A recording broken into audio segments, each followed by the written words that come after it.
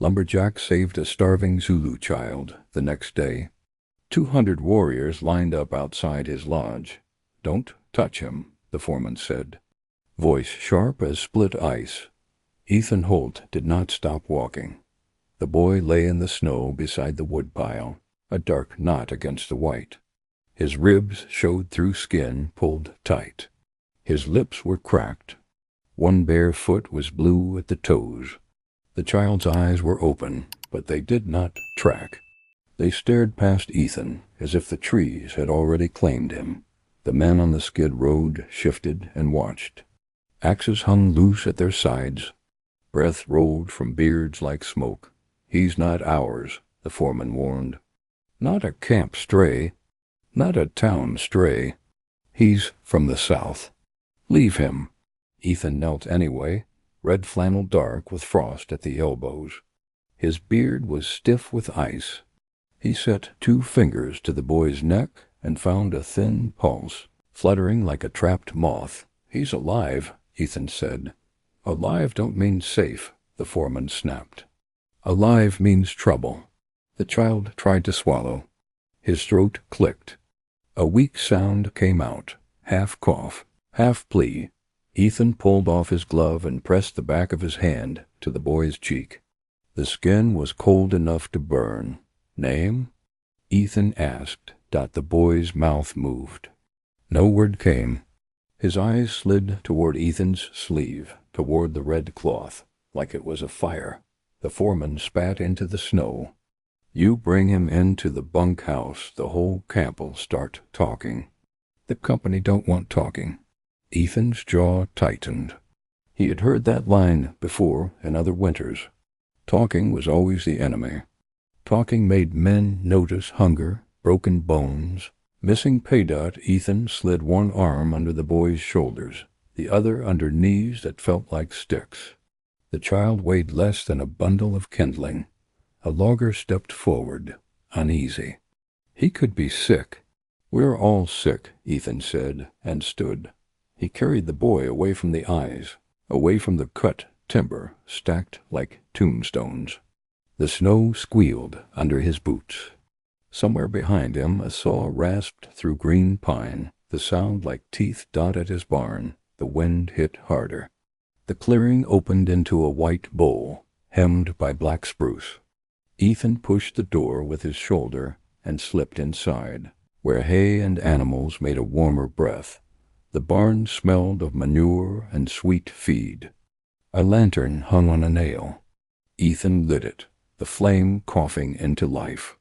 The boy flinched at the sudden light and tried to curl away, but his body lacked strength. Ethan laid him on a clean patch of hay near the stall, where his Murray shifted and snorted softly. "It's all right," Ethan said, though he did not know if it was. He fetched water and set it near the boy's mouth. The child's lips trembled against the tin cup. A few drops dribbled down his chin. Ethan wiped it with the edge of his sleeve. Food would kill him if Ethan was careless. Ethan had seen it once in a starving trapper. A man ate too fast and died with a full mouth. Ethan tore a corner from a loaf and soaked it in warm water until it became mush. He fed it a spoonful at a time. The boy's eyes stayed fixed on Ethan's hands. Not the spoon, not the food. The hands, easy, Ethan murmured. Slow. After a few spoons, color returned to the child's lips, faint as dawn. His breathing deepened. Ethan looked at the boy's wrists. There were marks there, rope marks healed badly, and on the boy's neck, just above the collarbone, a scar like a small crescent. Ethan's stomach nodded. He had seen rope scars in the timber towns. Men used rope for everything. They used it on log drives and ox teams. They used it on people too. He set the spoon down and crouched close. "Where did you come from?" Ethan asked. The boy stared at him, then at the barn door, as if expecting it to burst open. Ethan followed his gaze. The wind worried the boards. Snow sifted in thin lines through the cracks. "No one's here," Ethan said. "Just me." The child's mouth moved again. A sound came out this time, barely audible. "Bali," he whispered, and then shook his head as if that was wrong. Ethan leaned closer. "Is that your name?" The boy pressed his forehead into the hay. His shoulders trembled. Ethan's hands curled into fists. Not at the child. At the world that had delivered him to this cold. "All right," Ethan said. "We'll call you that until you tell me different." He stripped his own wool scarf and wrapped it around the boy's chest. Then he pulled an old blanket from a trunk and covered him, tucking it like he had once tucked his younger brother before the fever took him. Outside, dusk fell early. The sky turned a bruised violet. Ethan went back to the camp for his shift, because missing a shift meant pay docked, and pay docked meant less flour, less salt pork, less everything. All evening his mind stayed in the barn. His axe rose and fell by habit. Chips flew. The cold bit through his gloves. Men joked to keep the fear away at supper. The foreman watched Ethan over his tin plate. "You still got him?" The foreman asked. Ethan chewed, jaw hard. "Yes, you planning to keep him?" Ethan swallowed. "Planning to keep him alive." The foreman leaned in. "Listen to me, Holt. Folks will come looking. Folks that don't speak like us. Folks that don't ask nice." Ethan's eyes did not drop. "Then they can look. They'll find he's alive." A few men went quiet. You could hear fat sizzle on the stove. You could hear the wind push at the bunkhouse walls. The foreman sat back, face tight. "Stubborn's a kind of pride." "It's a kind of promise," Ethan said, and stood. He returned home under a moon like a chipped coin. The path to the barn was blown over. Snow reached his knees. He waded through it, breath loud. Inside, the lantern still burned low. The Mare lifted her head and snorted. The boy was awake. He sat up a little, blanket pulled to his chin. His eyes were clearer now, still dark, still wary. Ethan set down a small bowl of thin stew. "Eat." The boy took the bowl with both hands. His fingers shook. He sipped, eyes never leaving Ethan. Ethan sat on a stool across from him. He stayed still on purpose. He let the child control the distance. After a while, the boy spoke again, voice soft and careful. "Tan." Ethan blinked. "Yes, Ethan." The boy pressed the word into his mouth as if testing it. Then he said something else, a cluster of sounds Ethan didn't know. It rose and fell like a song spoken into the cold. Ethan listened anyway. Listening was the only thing he could offer that cost nothing. The boy's gaze drifted to the barn door, to the cracks where moonlight bled through. "You afraid someone will come?" Ethan asked. The boy's shoulders tightened. He nodded once. Ethan felt the weight of that nod in his bones. "No one will take you tonight." He wished he could make that true beyond the night. The next morning, Ethan woke before dawn. The air inside his cabin was so cold his breath condensed in thick clouds. He dressed fast, pulled on boots, and stepped outside. The world had gone quiet. The kind of quiet that meant snow had fallen hard, muffling everything. He shoveled a path to the barn and pushed the door open. The boy was sitting up, rubbing his eyes. He looked stronger already, but his cheekbones still cut sharp lines under skin. Ethan offered him a piece of bread. The boy took it, ate slowly, and then stood. He was small, but he carried himself like someone who had learned to be careful. He moved with a guarded grace, each step deliberate. Ethan watched him, and something in his chest eased and tightened at the same time. "Stay here," Ethan said. "I've got to check the traps by the creek." The boy's eyes widened at the idea of being left. He looked toward the shadows in the corner, toward the door, toward the cracks. Ethan crouched to meet him. "I'll be back. I swear it." The boy studied Ethan's face as if searching for the lie. Ethan did not blink first. At last the child nodded. Slow. Ethan stepped out. The cold hit like a slap. He crossed the clearing, headed toward the creek line, where his traps lay under snow and ice. He had gone only 50 yards when he stopped. A sound had reached him, faint but unmistakable. Not the wind. Footsteps. Many of them. Ethan turned, heart thudding. Beyond the barn, at the edge of the trees, the forest had changed. Dark shapes stood in a line among the spruce trunks. They did not move like loggers. They did not slump against the cold. They stood tall and still, as if the winter itself had learned discipline. Ethan counted without meaning to. 10, 20, 50. More. Men. Warriors, if that word still meant anything in this northern place. They wore cloaks and hides, some patched with fur. Spears and long staffs caught the pale light. A few carried old rifles slung across their backs. Their faces were set, eyes forward. Their skin was dark against the snow, a stark, impossible contrast that made Ethan's breath catch. They had not stumbled into this land by accident. They were here on purpose. In front of them stood a woman. She was middle-aged, strong in the shoulders, her posture proud, despite the cold that would have broken most men in a day. She wore traditional Zulu clothing, layered with furs thrown over for survival, but the beadwork still showed in flashes of color like embers under ash. Her hair was wrapped and bound, her eyes fixed on Ethan with a steadiness that made him feel suddenly young. She took one step forward.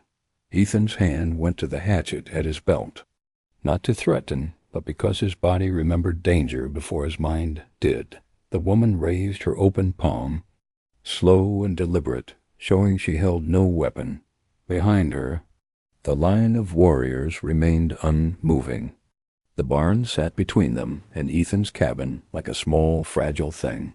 Ethan swallowed, throat dry. "Who are you?" The woman's mouth tightened. Then she spoke in careful English, each word measured. "I am Namusa," she said. "I am his mother." Ethan's eyes flicked toward the barn door. "He's inside." Namusa nodded once, as if she had never doubted it. "We followed his tracks. We found where he fell. We found where you carried him." Ethan felt his spine stiffen. "If you came for him, take him. I won't stop you." Namusa's gaze sharpened. "We did not come to fight you." One of the warriors behind her shifted, snow crunching underfoot. Another rested his hand on a spear. Namusa lifted her chin. "We came to stand where you can see us, so you will understand." Ethan's grip tightened on the hatchet's handle. "Understand what?" Namusa's eyes did not waver. "That you touched our child with mercy, and mercy has a weight." Ethan stared at the line of men, at the weapons, at the cold patience in their faces. Mercy, he thought, should not look like a siege. He forced his hand away from the hatchet and let it hang open at his side. "All right," Ethan said quietly. "Come closer." But no sudden moves. "There's a boy inside that's afraid of shadows." Namusa's expression softened. Just a fraction, like a crack appearing in ice. She stepped forward again. Slow. The warriors followed, each step measured, stopping at the edge of Ethan's clearing. They lined up outside the barn as if it were a doorway to judgment.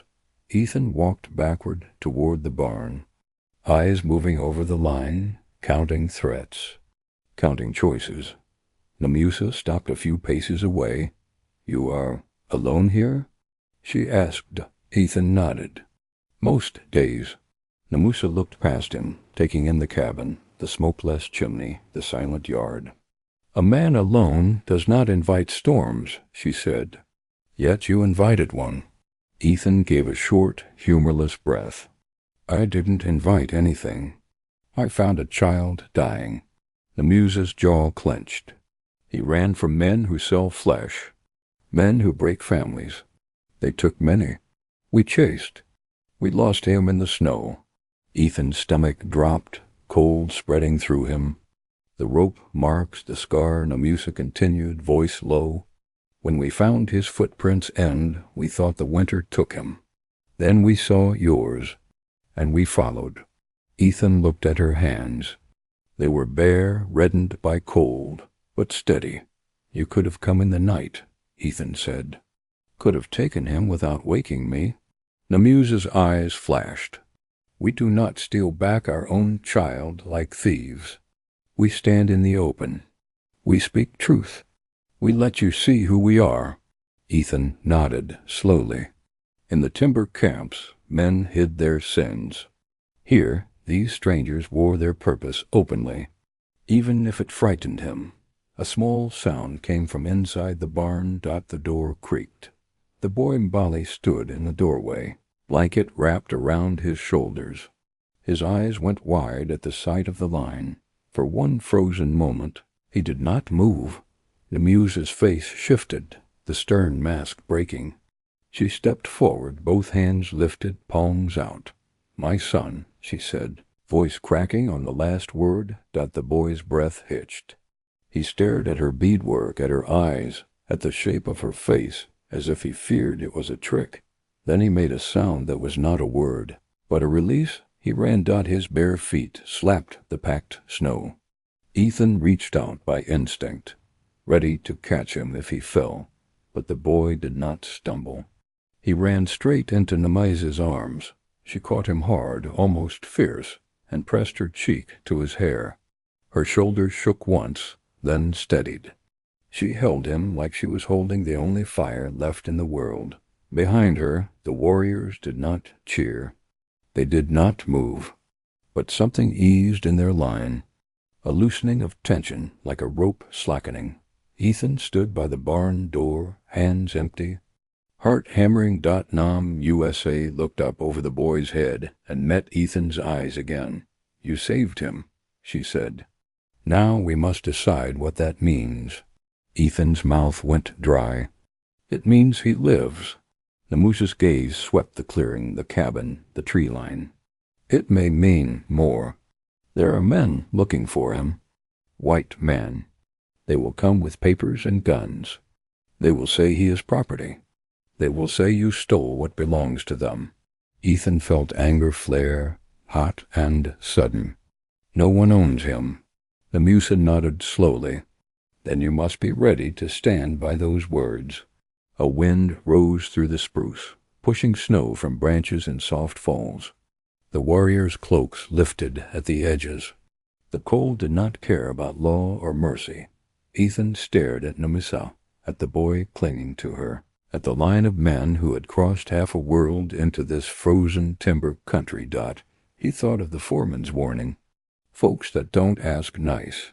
He thought of the rope, marks on the child's wrists. He thought of the promise he had spoken in the barn. No one will take you tonight. Tonight, it seemed, had grown teeth. Ethan took a step forward into the clearing, closer to Namusa and her son. If they come, Ethan said, voice steadying, they'll have to come through me first. Namusa held his gaze for a long moment. Then, without letting go of the boy, she lifted her chin toward the warriors.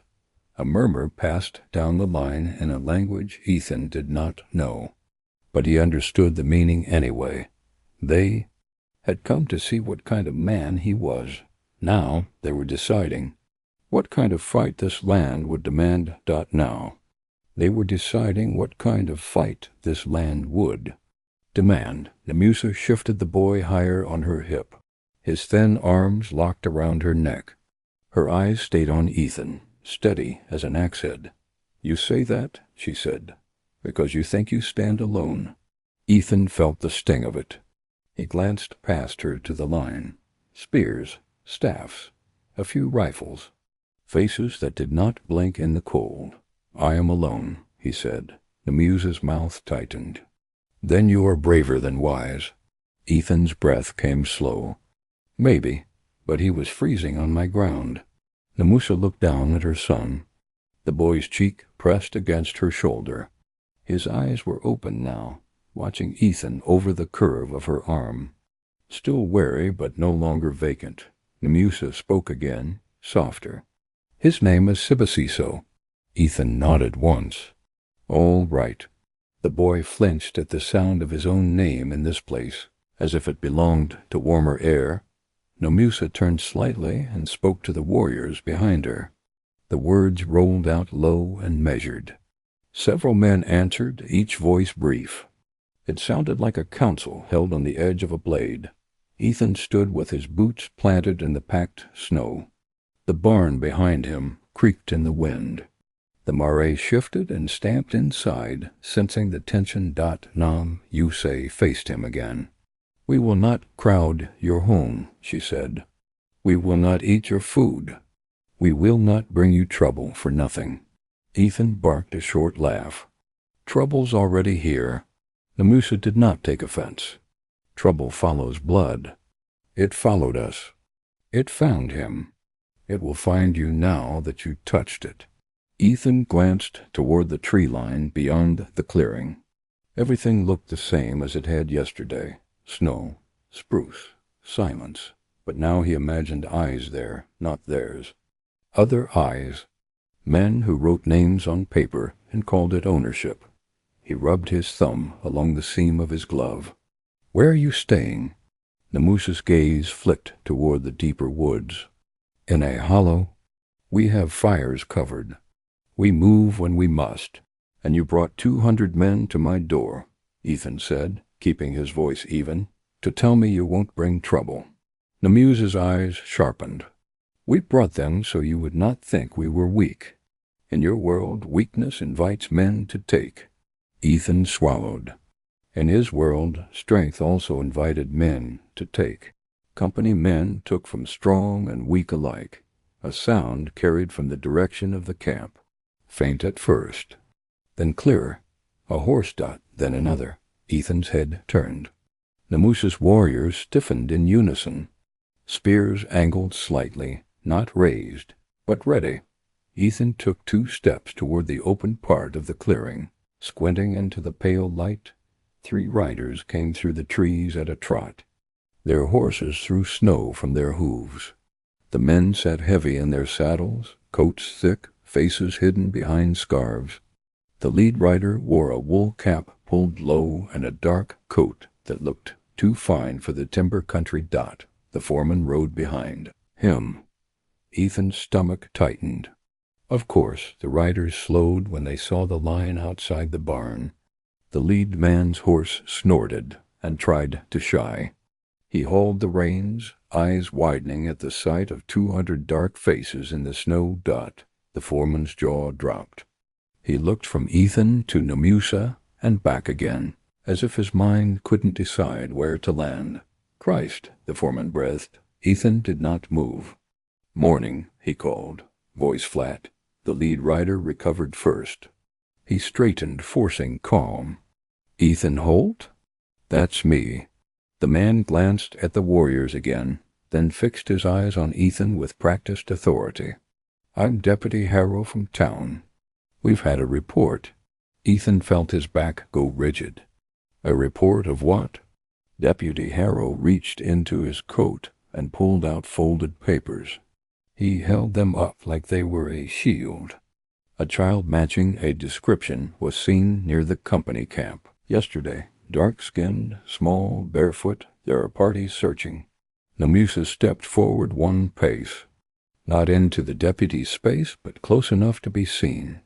Sibasiso tightened his grip on her, his eyes narrowing. Deputy Harrow's gaze flicked to Nemusa and lingered too long, measuring her. His mouth tightened. "And you are?" Nemusa's English stayed clean, though her jaw worked. "His mother." Deputy Harrow gave a thin smile that did not reach his eyes. "That's a claim. Claims are settled with documents." Ethan felt heat rise behind his ribs. "He's a child, not a barrel of nails." The deputy's eyes cooled. In this territory, a child without guardianship becomes a matter for the court. There are men in town who can speak to this. Men with records. Namusa said nothing. Her face was stone now. The foreman finally found his voice. "Halt, I told you," he hissed. "I told you this would bring." Ethan cut him off without looking back. "You brought him here?" The foreman's lips curled. "I brought law. Company don't want this." Deputy Harrow cleared his throat, forcing his voice to remain steady. "Ethan Holt, step aside. We need to see the child." Namusa's warriors shifted again. A collective crunch of snow. Spears angled higher. Not a charge. A warning. Deputy Harrow saw it. His horse danced under him. He tightened his knees and tried to look unafraid. Ethan raised one hand, palm down, the way a man calms a dog. Not to silence the warriors, but to slow the moment. "No one stepping into my barn," Ethan said. "Not until I understand who's asking and why." Deputy Harrow held up the papers again. "This is why. There's a bill of sale filed in town. A child purchased and transported north under contract. The men who hold it have asked for enforcement." Ethan stared at the words he could not see. He did not need to see them. He knew what paper could do when men believed in it. Namusa's voice came low and sharp. "A bill of sale for a child is a sickness." Deputy Harrow's eyes narrowed. "Watch your tongue." Namusa did not blink. "Or you will what? Write more paper?" One of the warriors murmured something behind her. Another tightened his grip on a staff. Ethan felt the clearing tighten like a noose. He forced air into his lungs. "Deputy," Ethan said, choosing each word, "who are these men?" Deputy Harrow hesitated, then lifted his chin. "Merchants, traders, they have licenses. They operate under lawful contracts." Ethan's mouth twisted. "Traders of what?" Deputy Harrow's stare hardened. "Labor, indenture, call it what you like. The law calls it property until proven otherwise." Namusa's shoulders rose with a controlled breath. Her eyes stayed on the deputy, but her voice addressed Ethan too. "These are the men we chased." Ethan nodded slowly. "The rope marks. The scar." The boy's terror of shadows. Sibusiso's face tightened against his mother's shoulder. He whispered something in her ear in a language Ethan didn't know. Namusa's hand cradled the back of his head. Deputy Harrow shifted in his saddle. His gaze darted to the warriors, then to Ethan. "Holt, don't make yourself an accomplice. Hand the child over. Let the court settle it." Ethan thought of the court. He had seen courts. He had seen men in clean coats decide the fate of men with cracked hands. He had seen poor men lose because they lacked the right words. He looked at Namusa. "If he goes to town, they'll take him." Namusa's eyes did not soften. "Yes." The foreman leaned forward on his horse, voice urgent. "Ethan, don't be stupid. They'll hang you for defying an officer." Ethan's jaw set. "They'll hang me for breathing wrong if they feel like it." Deputy Harrow's patience thinned. "This isn't your fight. You're a lumber hand. You cut wood. You do not decide law." Ethan took one step toward the deputy, boots crunching. "I decided when I picked him up. That was my first cut." Namusa watched him with a look that held both respect and warning. Deputy Harrow's lips curled. "You think those men behind her will save you? You think the company will stand with you? They'll deny you existed." Ethan's eyes flicked to the foreman. The foreman's face was tight, mean with fear. The deputy leaned down slightly, voice lower. "Let me be plain. The men who filed that bill are not patient. They'll come with more guns, more badges, and your barn will burn like a tinder stack." Namusa's fingers flexed. Ethan saw it. Restraint carved into muscle. Ethan forced himself to speak calmly. "Then we settle it here, now. No town. No papers." Deputy Harrow laughed once, bitter. "You don't settle law in a snowfield." Namusa lifted her chin. We settle life in snowfields. We have done it for weeks. Deputy Harrow's eyes hardened into something ugly. If you refuse me, he said, I can arrest you. Ethan held his gaze. Try. The deputy stared at him, then at the warriors. His hand moved toward the pistol at his belt. The air went still. Even the mare inside the barn stopped shifting. Ethan could hear his own breath, loud and ragged. Namusa's warriors tensed like a single body. Ethan raised both hands slowly, not surrender, but command. No, he said, to everyone. No guns. No blood. Deputy Harrow's fingers froze on the pistol. Then comply. Ethan shook his head. Not that. Something else. I ain't. He looked at Namusa. Can you prove he's yours? Namusa's eyes narrowed. A mother proves with her arms. Deputy Harrow sneered. That won't hold in court. Ethan swallowed. He needed something the deputy would recognize, even if it disgusted him to play that game. He looked at the boy again. Sibasiso, he said softly. The child's head lifted from Namusa's shoulder. His eyes met Ethan's, still guarded. Ethan kept his voice low and steady. Do you know that man? He nodded toward the deputy. Do you know the men who claim you? Sibasiso stared. His small face tightened. He looked past the deputy, as if seeing something behind him. His eyes widened with a fear that was not new. He shook his head hard. Then he spoke, a sharp burst of words in his own tongue, and pressed his face into Namusa's neck. Namusa's jaw clenched. He says they are the men who took him. The ones with ropes. The ones who hit. Deputy Harrow's eyes flashed.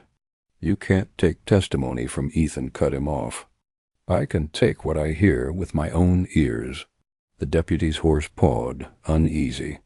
He tightened the reins. This is foolish. Ethan stepped back toward the barn door and pulled it open wider. Warmth spilled out, smelling of hay and animal breath. Come inside, Ethan said to the deputy. Look at his wrists. Look at the marks. If you have a soul, you'll see what paper bought. Deputy Harrow's mouth tightened. I don't take orders from lumber. The foreman shifted, eyes darting.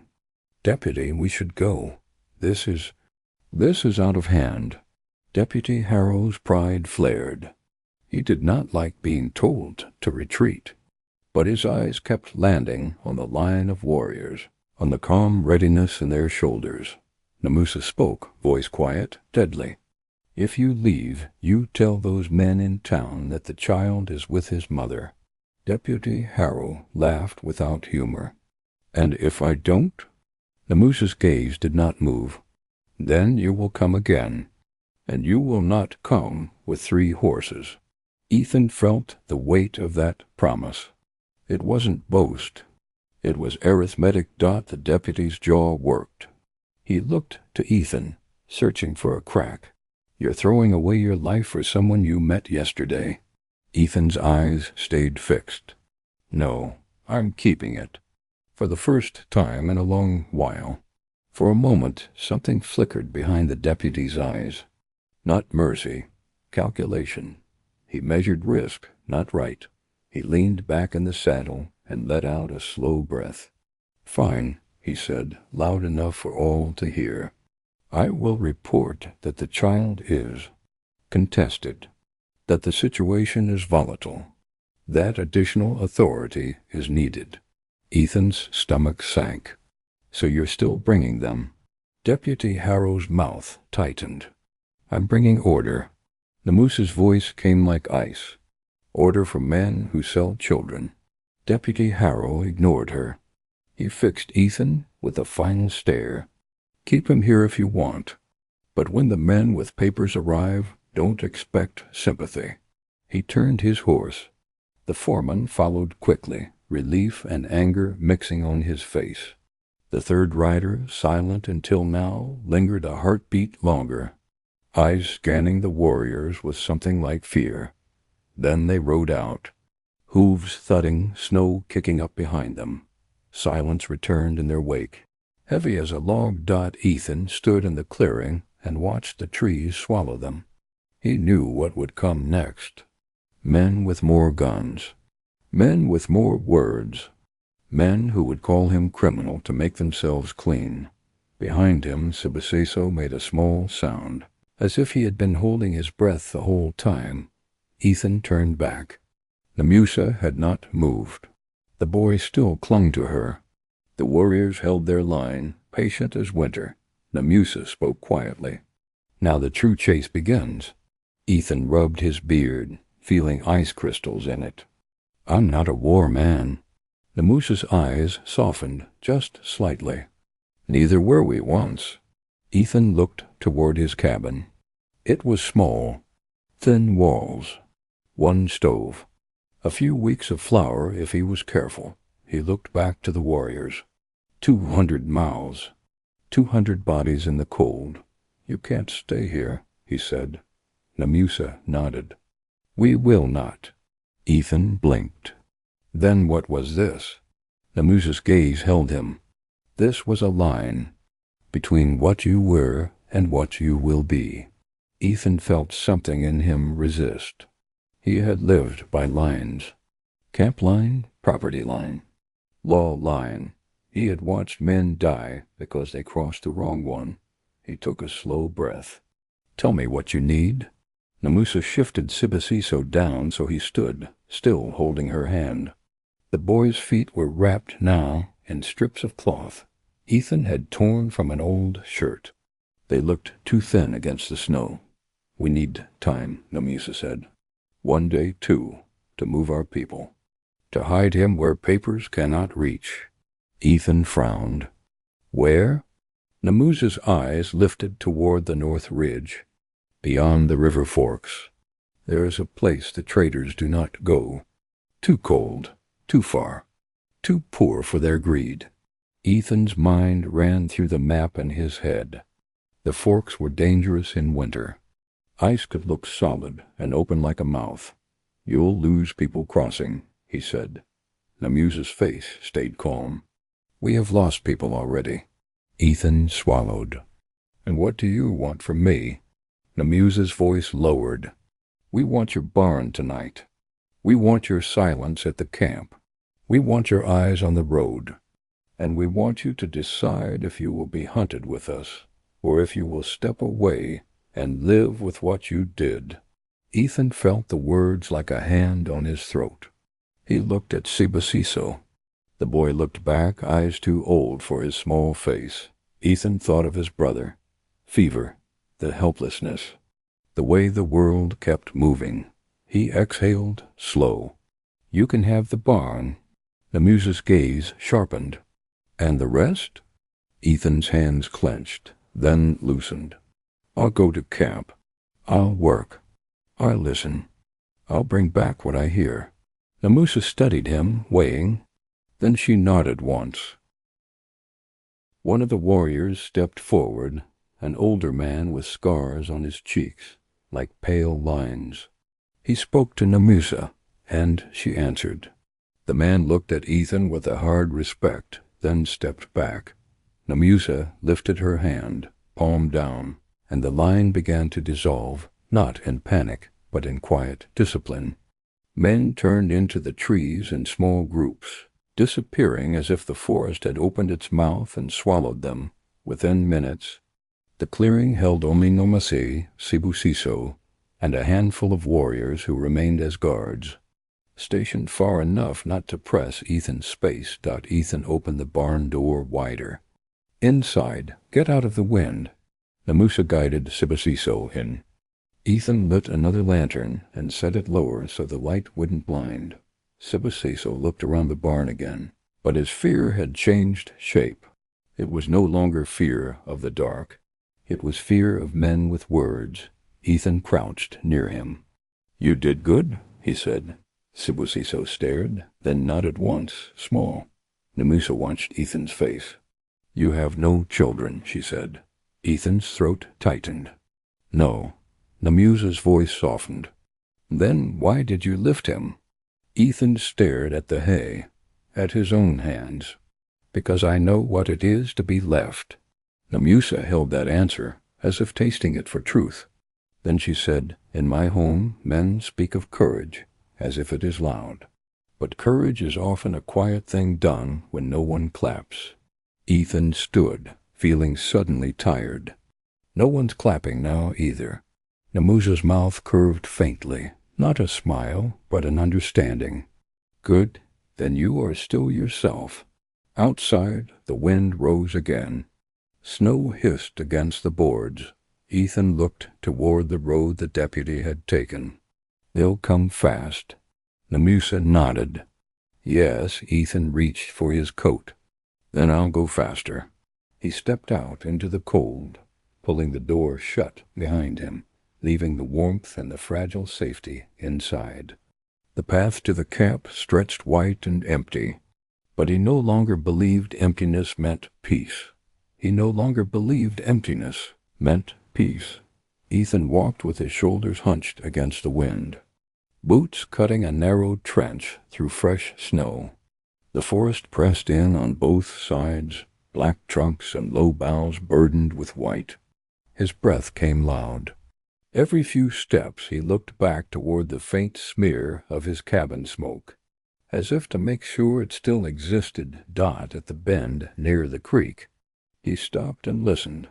Nothing but wind and needles and the distant groan of ice shifting under weight dot. He kept moving dot. By the time the camp appeared, the sky had brightened to a hard, pale blue. Chimney smoke hung low and heavy over the bunkhouses. Men moved like ants between stacks of logs, heads down, hands busy. The saw screamed somewhere, steady and cruel.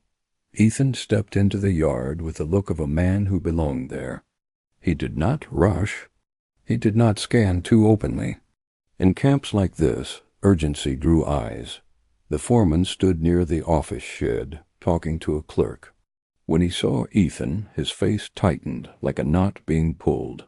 Ethan went straight to the chopping block, took up his axe, and began splitting kindling. The motion gave his hands something to do while his ears did the work. He heard the clerk say, "Deputies headed back to town." He heard the foreman respond, "Town'll send men." He heard the clerk's low laugh, "Town'll send a judge if the traders pay enough." Ethan's axe bit into the wood.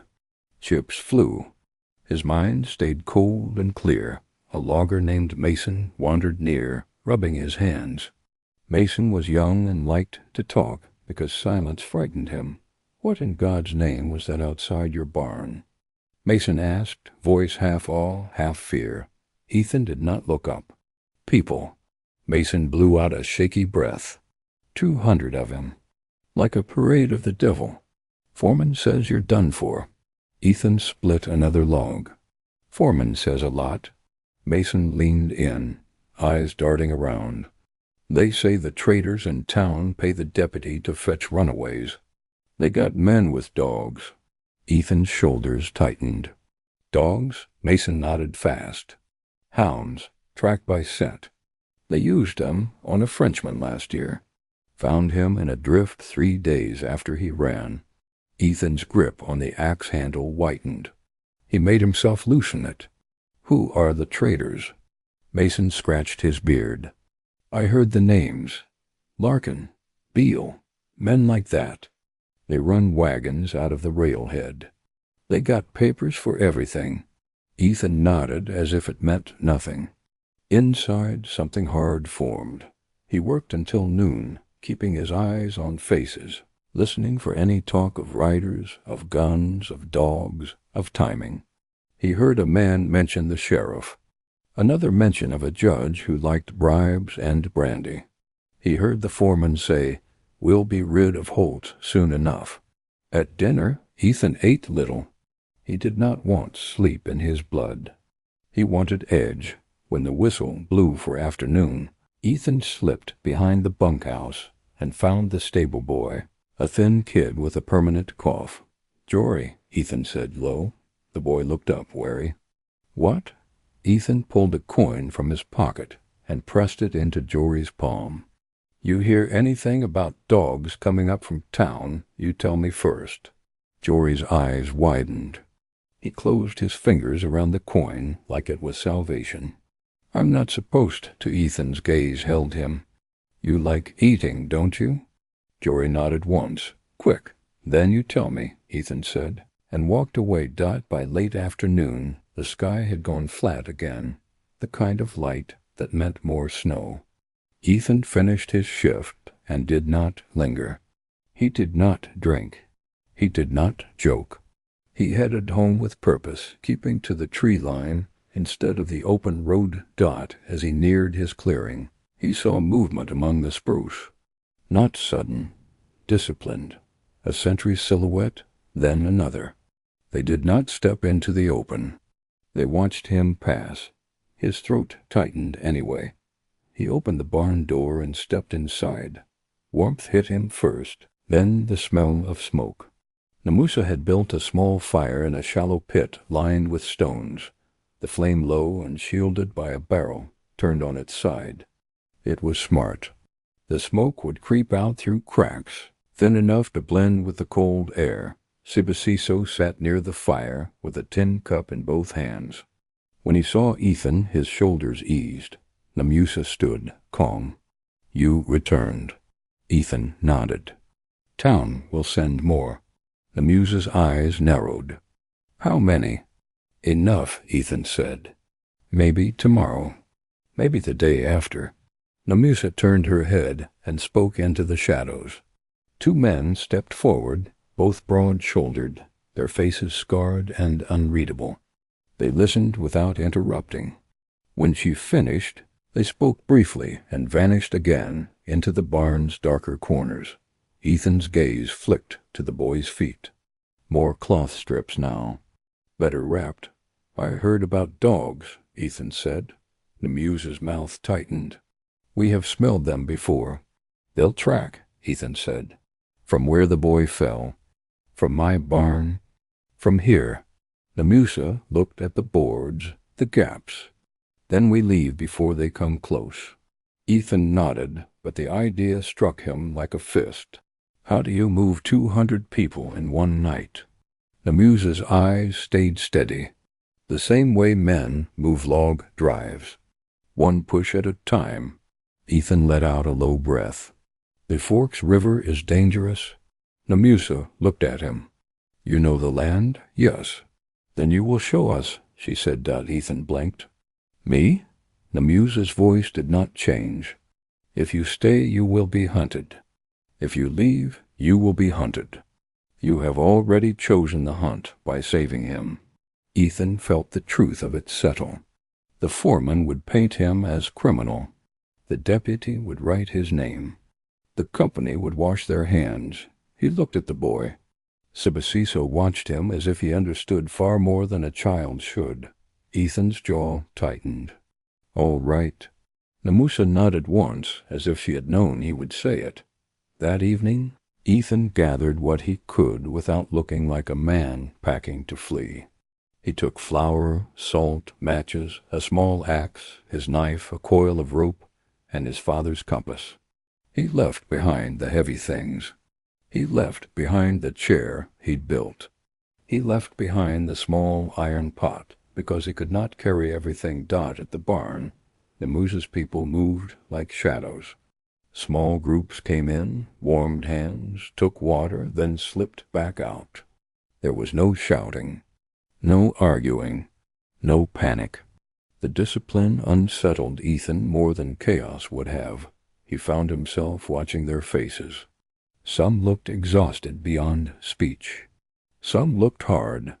Some looked young enough to still have softness. All looked north. Sibasiso stayed near Namusa, but he began to drift toward Ethan when Namusa was occupied. The boy did not speak much. He hovered, listening, eyes always active. Ethan crouched by him at one point and held out a strip of dried meat. "Eat," he said. Sibasiso took it, hesitant.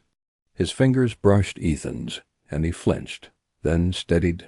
Ethan saw the way the boy watched his hands again. Not fear now, curiosity. As if trying to learn what kind of hands could lift without hurting Dot outside, the wind rose and fell. Snow began again, light at first, then thicker. The world softened and narrowed Dot near midnight. Namusa returned to Ethan, eyes intent. "It is time." Ethan pulled on his coat and slung his small pack. "How are you moving?" Namusa pointed toward the woods. "In groups of 10. Each group follows a runner. Runners follow you." Ethan's mouth went dry. "You'll trust me to lead you through the river forks?" Namusa's gaze cut through him. "I trust you to lead Sibisiso?" That was heavier than trust. That was burden. Ethan stepped out into the night. The snow came down in earnest now, thick flakes that swallowed sound. The moon was a faint smear behind cloud. The woods were a tunnel of black and white. Ethan walked first, keeping his pace steady. Too fast, and people would fall behind. Too slow, and the dawn would catch them on open ice. He led them away from the road, away from his own tracks where possible, weaving through thickets and around fallen logs. His boots left prints, but the snow began to fill them almost immediately.